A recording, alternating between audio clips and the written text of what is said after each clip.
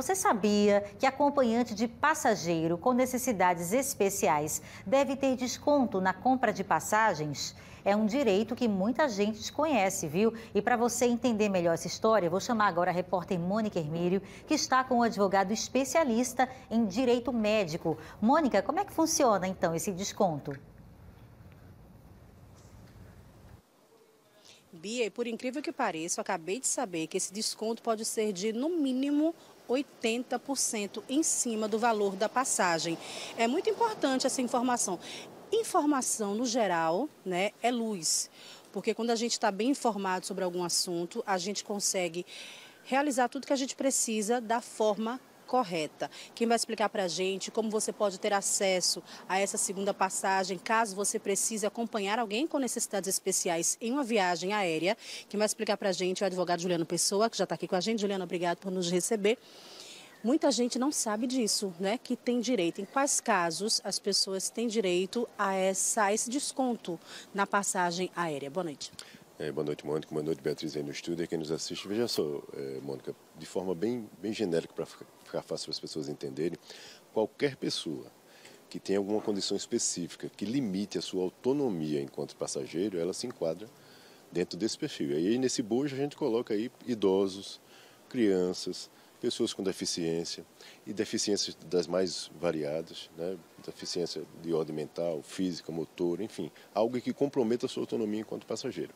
Então, naturalmente, essas pessoas precisam de uma assistência, né? De um parente, de uma pessoa que o assiste, que o acompanha, enfim. E aí é esta pessoa que se beneficia com esse desconto. Então, como é que funciona? A pessoa com necessidade especial paga o valor normal, seja qual for o valor lá estipulado para aquela passagem, e deste valor o acompanhante paga no máximo 20%. A gente enfatiza muito essa questão do no máximo, porque é assim que consta na resolução da ANAC, né? Então está lá de forma expressa que não pode se ultrapassar esse desconto. O que a companhia aérea pode fazer, algumas até fazem em algumas oportunidades, é levar esse desconto para 90%, para 100%, mas ela não pode reduzir de 80%. Então, como você bem destacou, é muito importante que as pessoas tenham ciência disso, porque não é raro muitas pessoas muitas vezes acompanhar alguma pessoa que está indo para um outro estado, para uma outra cidade em busca de um tratamento de saúde e compra as duas passagens, né? Então, ou seja, despende um valor extremamente oneroso, né? E na realidade a necessidade daquele acompanhante é decorrente dessa necessidade de saúde primariamente. Agora, não é muito simples, né? Não fica muito à mostra para qualquer um descobrir como fazer. Qual é o passo a passo para que a pessoa tenha direito? Estou agora precisando fazer uma viagem para acompanhar um parente que está doente. Eu compro a passagem, na hora de comprar eu sinalizo, o formulário já aparece junto da compra da passagem, tem que apresentar algum documento, o que é necessário? Essa pergunta é muito pertinente. Veja só, não há uma demonstração automática, vamos dizer assim, no site das companhias, né?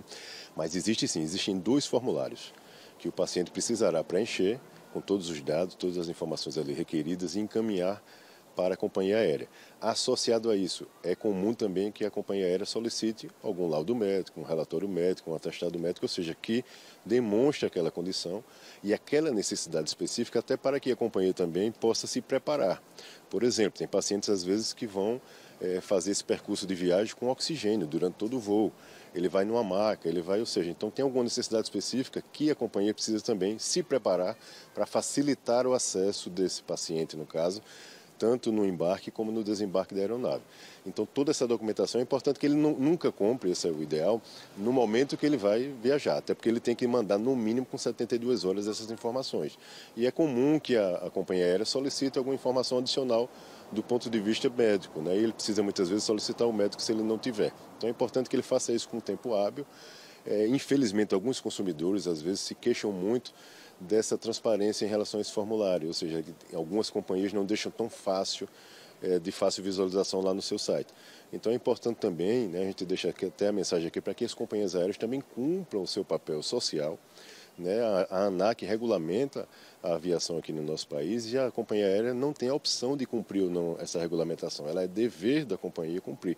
Então, que ela facilite para o consumidor que já está ali necessitando de uma condição totalmente específica e, além disso, ele não tem que encontrar obstáculos aí no percurso para poder adquirir a sua passagem. As companhias aéreas, elas têm a obrigação de informar que existe essa facilidade ou não? A pessoa que precisa se informar, que já precisa chegar com essa informação na hora de comprar a passagem? Olha só, veja só, ela tem que ser transparente, né, nessa informação, mas não é uma obrigatoriedade no sentido de a cada compra, ou seja, a cada consumidor, ela perguntar, ela indagar se ele tem alguma necessidade especial. Parte, de fato, do consumidor.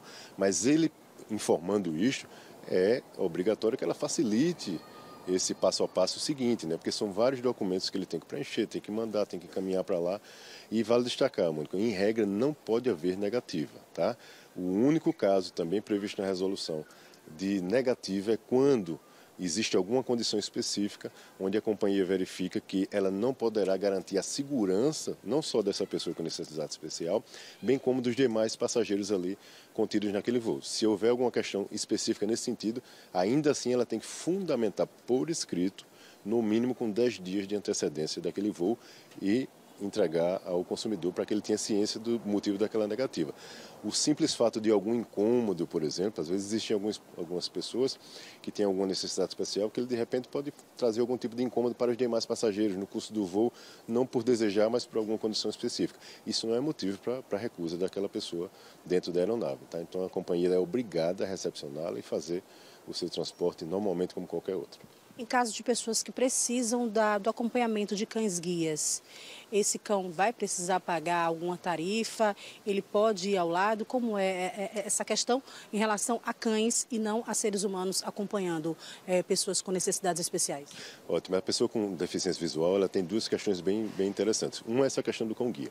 Então ele poderá sim adentrar o interior da aeronave e viajar junto da pessoa que ele está assistindo. Naturalmente, o que é que a companhia pode fazer? Pedir a documentação em relação àquele cão.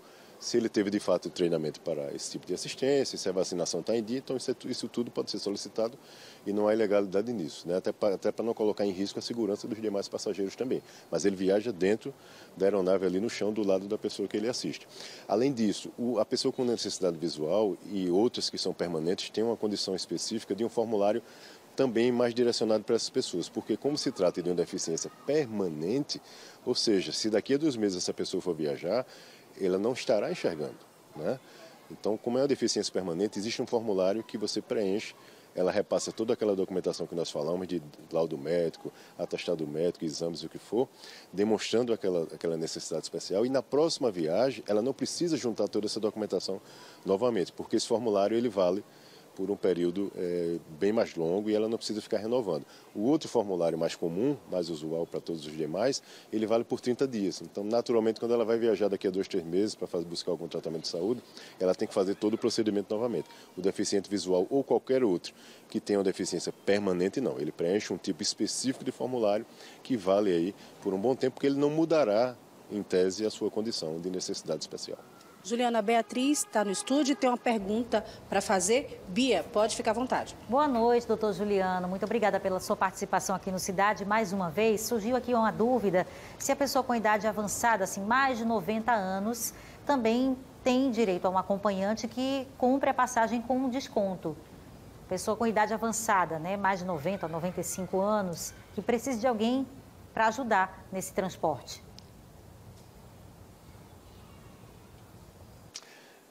Ótimo, Beatriz. Eu diria que a notícia é ainda melhor. Na realidade, a partir de 60 anos, ou seja, de acordo com o Estatuto do Idoso, né, se a pessoa tiver alguma necessidade desse acompanhamento, dessa pessoa assistindo durante o voo, porque muitas vezes são pessoas um pouco mais lentas, mais dificuldade de entender até as recomendações que são passadas ali no intuito de segurança dentro da aeronave, então ela precisa desse acompanhamento por uma fragilidade natural pelo avançar da idade, então elas têm sim direito, como as crianças também têm direito, né, quando precisam desse acompanhamento que é natural, de ter esse desconto naturalmente a partir dos 60 anos. Né? Não precisa nem tanto esse avançar da idade. Então foi muito interessante essa pergunta e é importante que os nossos idosos tenham ciência disso no momento de viajar com alguma necessidade específica. Juliano, no caso das crianças, só pelo fato de você viajar com crianças, já dá direito de você solicitar esse desconto? As crianças de colo, sim. Né? A resolução ela prevê as crianças de colo. Né? Tanto é que as crianças de colo elas sequer pagam a passagem. Né? Ela tem a questão da limitação até 2 anos. Mas uma criança maior, ela pode ter, por exemplo, alguma questão como as crianças inseridas no transtorno do espectro autista. Elas estão inseridas, equiparadas às pessoas com deficiência. Então, elas têm sim o direito dos seus pais, algum familiar seu acompanhando e tendo sim o benefício desse desconto, como as demais pessoas que têm algum tipo de limitação. Então, é também direito dessas crianças, sim. Ok, Juliano, muito obrigado pelas informações. Está aí, Bia, acho que ficou bem completinho. Informação, né, salva vidas, a gente consegue realmente exercer nossos direitos quando a gente sabe exatamente o que é que a gente pode fazer, o que é que a gente não pode, o que é que realmente é direito do consumidor, é direito do paciente, é direito do cidadão.